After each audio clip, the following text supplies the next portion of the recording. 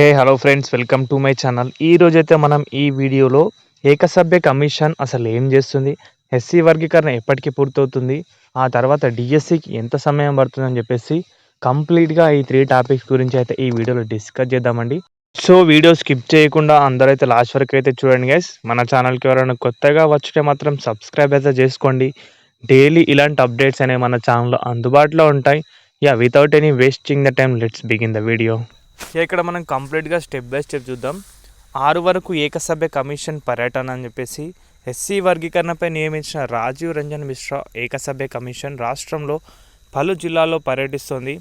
గురువారం ప్రారంభమైన ఈ పర్యటన ఈ నెల 6వ తేదీ వరకు సాగనుంది. ఉమ్మడి కర్నూలు, వైఎస్ఆర్ కడప, ఎస్పీఆర్ నెల్లూరు, ప్రకాశం జిల్లాలో పర్యటించి ఆయా వర్గాల నుంచి వినతులు స్వీకరిస్తుందని ఏకసభ్య కమిషన్ ప్రధాన కార్యాలయం తెలిపింది.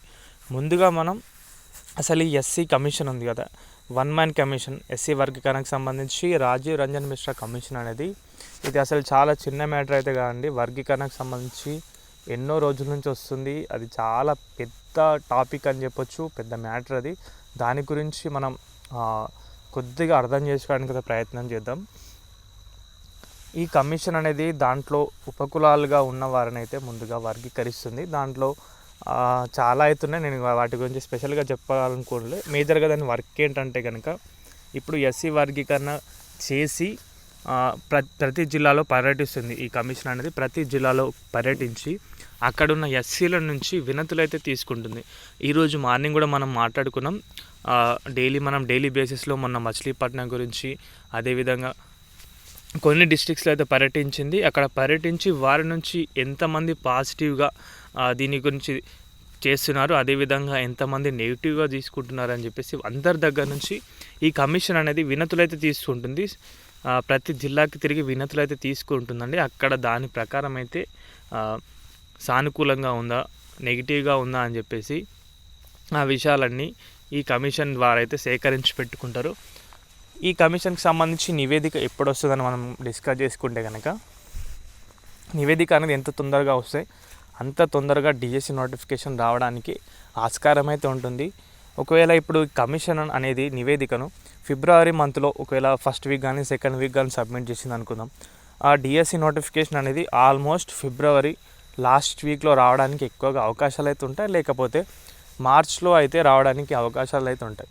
వన్స్ మార్చ్లో ఒక నోటిఫికేషన్ వస్తే కనుక ఒక 15 to 20 days గ్యాప్లో నోటిఫికేషన్ అనేది తప్పకుండా రావడానికి అవకాశం అయితే ఉంటుంది. ముందుగా ఈ కమిషన్ అనేది అన్ని జిల్లాల్లో పర్యటించి అందరి దగ్గర నుంచి వినతులు అయితే తీసుకొని దాని ప్రకారం వర్గీకరణ అనేది చేస్తారండి. సో దాని ప్రకారం అయితే వర్గీకరణ కంప్లీట్గా ఉంటుంది. ఆ తర్వాత ఇప్పుడు ఒకవేళ దాంట్లో నివేదిక అనేది మార్చ్లో కానీ ఇస్తే కనుక ఎగ్జామ్స్ అనేవి ఏప్రిల్లో ఉండడానికి అవకాశం అయితే ఉంటుంది. మార్చ్ ఫస్ట్ వీక్లో నోటిఫికేషన్ ఇస్తే మార్చ్ ఫస్ట్ వీక్లో నివేదిక ఇస్తే మార్చ్ ఎండింగ్లో నోటిఫికేషన్ రావడానికి అయితే ఆస్కారం అయితే ఉంటుంది. కంప్లీట్గా నోటిఫికేషన్ అనేది ఈ ఎస్సీ వర్గీకరణ దానిపైనే ఆధారపడి ఉంది. దీని గురించి మనం నిన్న కూడా అయితే డిస్కస్ చేసినాం. బట్ ఇంకాస్త డీటెయిల్గా అయితే మీకైతే చెప్పడానికైతే ప్రయత్నం చేసిన. ఈ కంప్లీట్గా ఇది అయిన తర్వాతనే ప్రభుత్వం కూడా జాబ్ క్యాలెండర్ ఎలా రిలీజ్ చేసిందంటే కనుక, మేజర్గా ఈ ఎస్సీ వర్గీకరణ అంశాన్ని, అదేవిధంగా డిఎస్సికి ఎక్కువగా ప్రిఫరెన్స్ ఇచ్చి ఏపీపీఎస్సికి సంబంధించి జాబ్ క్యాలెండర్ అనేది రూపొందించింది. దాంట్లో కూడా మెన్షన్ చేశారు, ఎస్సీ వర్గీకరణ అనేది కంప్లీట్ అయిన తర్వాతనే జాబ్స్ అనేవి పడతాయని చెప్పేసి ముందుగా డిఎస్సికి ఎక్కువగా ప్రిఫరెన్స్ ఇచ్చినట్టుగా ప్రభుత్వం అయితే వెల్లడించింది. దాని గురించి కూడా మనం నిన్న ఆర్టికల్లో అయితే మాట్లాడుకున్నాం. సో ఇదండి కంప్లీట్గా అసలు ఏకసభ్య కమిషన్ ఎట్లా పర్యటిస్తుంది, ఎప్పుడు నివేదిక ఇస్తుంది, డిఎస్ నోటిఫికేషన్ రావడానికి ఎప్పుడు అవకాశాలు ఉన్నాయని చెప్పేసి. సో ఇది కంప్లీట్ ఇన్ఫర్మేషన్ అయితే కనుక వీడియో నచ్చితే వీడియోకి అయితే ఒక లైక్ చేయండి గైస్. మన ఛానల్కి ఎవరైనా కొత్తగా వచ్చినా మాత్రం సబ్స్క్రైబ్ అయితే చేసుకోండి. థ్యాంక్స్ ఫర్ వాచింగ్ అందరికీ. బాయ్.